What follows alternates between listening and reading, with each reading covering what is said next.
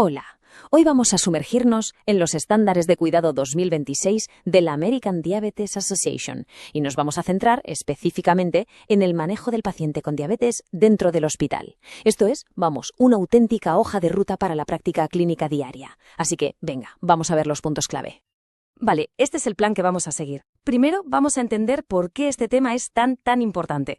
Luego, veremos los protocolos justo al ingresar el paciente. Hablaremos de las metas de glucosa y las terapias, tocaremos algunas situaciones un poco más complicadas y, para terminar, abordaremos la transición al alta, que es un momento crítico para evitar problemas después. Vamos a empezar por poner las cosas en perspectiva. Porque, manejar la glucosa en un paciente ingresado no es un tema menor, para nada. De hecho, es un factor que puede cambiar por completo su evolución. Y esta frase de los estándares de la ADA lo dice todo, ¿verdad? Es que no estamos hablando solo de un número en el glucómetro, estamos hablando de un impacto directo en la salud y en la supervivencia de la persona. Un mal control del azúcar puede alargar la estancia en el hospital, aumentar el riesgo de que aparezcan infecciones y, en el peor de los escenarios, incluso la mortalidad. Así que, claro, estabilizar esa glucosa se convierte en la misión número 1. Perfecto, pues todo empieza aquí, justo en el momento del ingreso. Si hacemos una buena evaluación inicial, ya tenemos una base sólida para todo el plan de tratamiento que vendrá después. Y la ADA en esto es cristalina, Lo primero, si el paciente tiene más de 140 de glucosa y no tenemos una hemoglobina glicosilada de los últimos 3 meses, hay que pedírsela. Esto nos da una foto de cómo venía su control de antes. Y, por supuesto, hay que saber qué tipo de diabetes tiene. Importantísimo también es pararse a hablar con el paciente. ¿Sabe cómo manejarse? ¿Qué hace en casa? Esa información es oro puro para planificar el alta.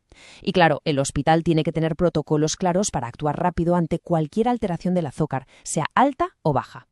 Venga, ahora vamos al meollo de la cuestión. ¿Qué objetivos de glucosa nos marcamos y, sobre todo, cómo los vamos a conseguir? Aquí es donde la estrategia es fundamental. Fijaos bien en esta tabla, porque aquí la clave es la diferenciación. Para casi todos los pacientes empezamos a pensar en insulina cuando la glucosa se mantiene por encima de 180. Pero ojo, los objetivos no son los mismos. En un paciente crítico, en la UCI, buscamos un rango más bien conservador entre 140 y 180. ¿Por qué? Pues para minimizar a toda costa el riesgo de una hipoglucemia, que en ese contexto puede ser terrible. En cambio, en pacientes que no están críticos, podemos ser un poquito más ambiciosos y apuntar a un rango entre 100 y 180.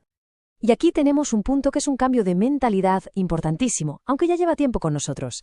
La clásica pauta de insulina según glucemia, la famosa escala móvil, usada en solitario, está totalmente desaconsejada. Es un enfoque reactivo, es como ir apagando fuegos constantemente, sin evitar que se produzcan.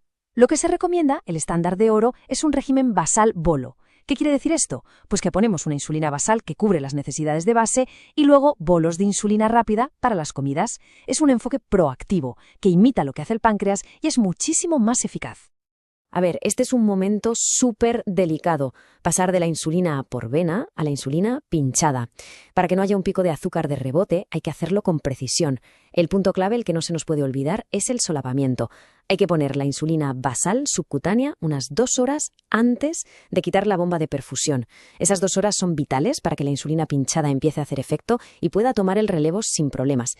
Claro, la vida real en el hospital no siempre es tan sencilla. Hay situaciones especiales que nos obligan a ajustar la estrategia y las guías. Por suerte, también nos dan pistas para ellas.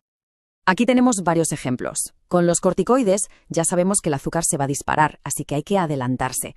La insulina NPH puede ser una buena aliada para controlar esos picos que suelen aparecer por la tarde. Con nutrición por sonda o por vena, es fundamental recordar que un paciente con diabetes tipo 1 nunca jamás puede quedarse sin su insulina basal. Y un tema muy de ahora, la tecnología.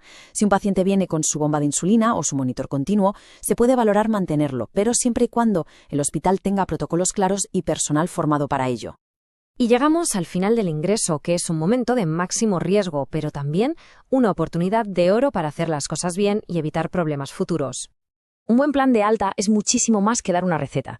Significa revisar con lupa la medicación que tomaba en casa y la que le damos ahora. Significa llamar al médico de cabecera e informarle.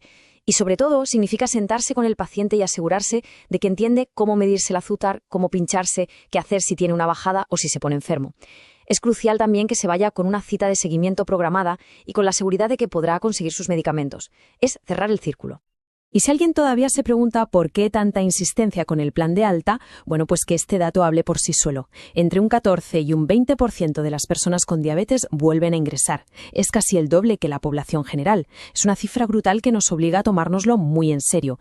Cada reingreso que evitamos es un éxito enorme. Y para terminar, una reflexión que nos proponen las propias guías. Estamos entrando en una nueva era. La tecnología, desde los monitores continuos que ya vemos, hasta algoritmos inteligentes integrados en la historia clínica que nos ayuden a decidir, todo esto va a revolucionar el manejo de la diabetes en el hospital. La gran pregunta que queda en el aire ya no es si esto va a cambiar las cosas, sino más bien cómo de rápido y de qué manera lo va a hacer.